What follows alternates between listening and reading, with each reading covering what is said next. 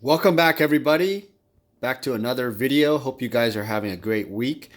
It's almost Thanksgiving, guys. Happy holidays for you guys in the US. It's closing in next week. So, this video today is going to be about kind of the buys I've been buying lately on eBay. I will have other videos of other cards and items I have bought from other vendors. But this one's focused on eBay. But I want to show you guys something really cool.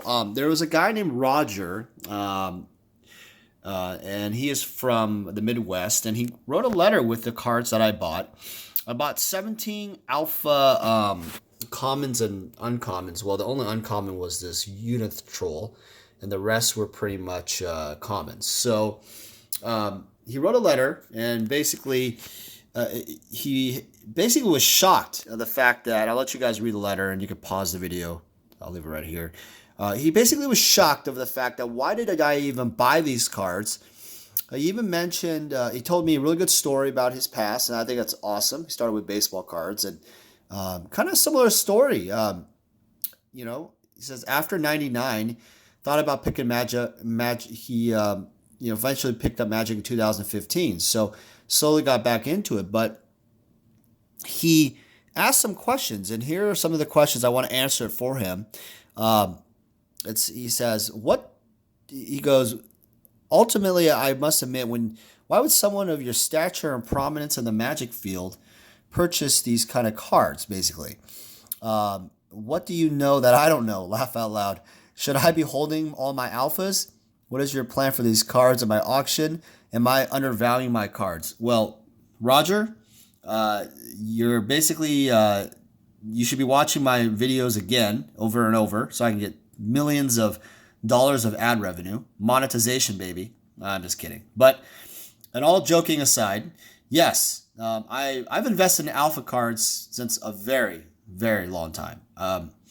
In fact, I have so many cards, I don't even know how many I have, which is a bad thing and a good thing, right? So I will tell you that alpha cards have been my number one investment for a very long time, over a decade plus. I've been buying Power 9, Dual Lands, and also commons and uncommons. So with your lot here, I also, there's some other cards, like here's even like a pirate ship, that's a rare, but here's a Twiddle, that's a common, signed by Rob Alexander. I also picked up some couple basic lands, some uncommons, and then you have obviously some more alpha rares right here, and a beta aspect of Wolf. And then you have a good old Psionic Blast, 2 beta cards. And then you have, well, a very high-end card, an alpha signed Mox Ruby with basically 2 9/5s and 8/5 and a 9. Yeah, so I sharing this video with you guys because I think it helps highlight to Roger and also people out there wondering, what does Vintage Magic buy? Do we buy stuff? Yes, yes, and yes. I mean, we buy stuff all the time. My approach is a little unorthodox compared to other sellers of Magic in the sense that we are updating the buy list. We have a buy list on our website, which we will have completed here in the next month or so. And basically, it'll be a downloadable file. And you basically, it's a PDF file, which you can basically send me over what you have for sale, that type of thing. And I'll go ahead and stop it. Lulu is scratching the... Stop it, Lulu. In a minute. After my video is like 20 minutes, I get tons of ad revenue. All right. But I have a buy list. And the buy list is more of a kind of a guide. It's not guaranteed in the sense that any vendor that puts out a buy list, it's not guaranteed because it depends on condition. It depends on quantity that they need. It's very dynamic, the marketplace. If you go off and have a buy list, you should use it as, if you're a person that's looking to sell, you should use it more of like a roadmap and a relationship. And so that's why my style of buying cards, I buy cards from eBay. I buy from private sellers all the time. I go to collections, like you've seen my videos of traveling for more significant collections. But I also, when in terms of buying, I also like to buy from the vendors themselves. So I'll go over some, another video of vendors I've bought from, some of the stores that you guys know online. But the main thing here is you'll notice a very, very, very unique trend here, Roger. And, the difference here, you asked a question like, should I be holding on to my alpha cards? Well, the thing is, your cost basis on this is probably very, very low. And you obviously, you're not really a seller of Magic. I'm not assuming that you have a store. So it seems to me like you're going to be using the revenue for probably more of like personal effects, and that's fine. Traveling, whatever, life situations. And so when you're selling to someone, you have to keep in mind, do you really have the patience and the time to hold on to them for the long, long haul? And when I mean long haul, I plan on holding these and selling these over the years of the course of decades. Main thing is because I'm running a business, and my business is more of like, focus on the history and the relationship of buyers, throughout players throughout the years. So my bet, my investment thought is to focus on the long term. So I really appreciate the compliments. I appreciate you always saying some really nice, you said really nice things. I appreciate, I appreciate like, you really being, this is like the first, I would say first letter in writing, not handwritten, but that someone gave me. So I'm going to keep this. And most people send me a quick email or a note, but this is actually a letter, which is really cool. Shows you guys that I'm not as famous as Rudy.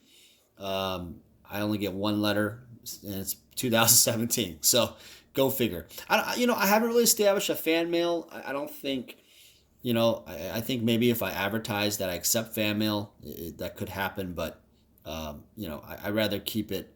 If you guys want to send me a letter, if you guys want to send me some interesting artifacts and stuff, I can always share on the videos. That's something I haven't really thought about doing, but I'm welcome to do that for you guys. So one thing here, I want to show you guys something really interesting. He mentioned right here that he had a little experiment, that he had $35 of credit that he turned into flipping cards and made $450 flipping cards. And, he's really, really, really, thinking about opening a comic book store. There's a potential vacant building, and he's running the numbers. Okay, so this video is not about running a card shop, but I will give you my 2 cents. This is really interesting. Number one, Roger, I would not open up a shop unless you're expecting to lose money, and it's a labor of love. Yeah, that's right. If you think you're going to make money, you're not, because the expectation here for a card shop is multiple fold. There's a lot of things that you need to consider. It's not just the operating costs, the people you have to hire, the insurance, the security, the loss prevention stuff, the inventory, all that stuff. It's also, the problem here is you're looking at a situation of competition in marketing. Most card shops don't understand that just because you open a card shop, it doesn't mean people just go into your store and just start buying from you. Sure, they'll find you in some way. You have to be competitive and, set up your Google, AdWords, your profiles, and your Facebook and Twitter and all that kind of stuff. But a lot of card shops you'll be surprised. They actually don't even bother to do any of that stuff. They don't do anything in regards to extensive social media presence. That's what I would call it. That's a problem. That is a problem. I don't think I think card shops underestimate social media power and how it could bring on new business, new collections. And the way you have to look at it from this point of view. How do people search for cards to buy and sell these days? Well, they go on eBay, they go on Google, they type in keywords, they look at locality. Do they go to the yellow pages anymore? Do they go to the white pages? Do they go on Craigslist, really? I don't think so. The internet is so powerful now that these type of cards are now, in collections, and people that are looking to buy them are so advanced in the way they're collecting and buying cards. So you got to understand, if you're not involved in the, if you're not like updated your social media stuff in the sign of the times, basically the way I call it, you're going to be behind. You're not going to win the battle of competition throughout the years, Roger. I think that's one of the biggest things. I'm not saying, it's good that you have like some operational things going on. I think that's great. But in the end of the day, it's all about sales. It's all about relationships. How is your card shop going to differentiate itself from every other damn card shop in the world? I mean, I've been doing some of these LGS tours, and I've done some card shops where they're just, I didn't even want to film them because I could just tell that, and the owner was not interested or something. They're embarrassed. I can just tell, visibly embarrassed about their own card shops. And that's the whole problem, guys, out there who's listening, is that owning a card shop is not a glamorous business. It's like owning a restaurant. You're the hostess. You're the dishwasher. You're the guy who pulls out the trash. You're the guy who gets, has to cook. You're the guy who has to take the orders. Do you really, really, really think that's the glamour part of owning a restaurant or a card shop? You're the guy who's going to have to be sitting there on Sundays sorting magic cards. I mean, is that what you want to do? Is that your passion? Well, then you say, well, Dan, I'm just going to hire people. Well, great, hire people. Then you deal with loss prevention. Then you deal with people not handling the cards with the highest level, the condition quality that you're expecting. You get people that missell stuff. You get people mispricing stuff. You get people that basically lie and steal from you. You get people breaking into your shop. You see where I'm going with this, guys? I'm not trying to be the Debbie Downer of today, but the truth is, owning a card shop is so difficult. I, on the other hand, I'm more of a lean machine. That's what I call it. I like to keep my expenses low on the operating side, and I like to focus my expenses more on, social media, traveling to collections, and focusing on the high impact stuff, which is, the vintage old school stuff too, and artwork. So I everybody has to have their niche, but you got to have an identity, right? And so, Roger, thank you again for your letter. I mean, seriously, this is a great letter. I hope you guys, again, I'll put it right here so you guys can read it. Roger Guter.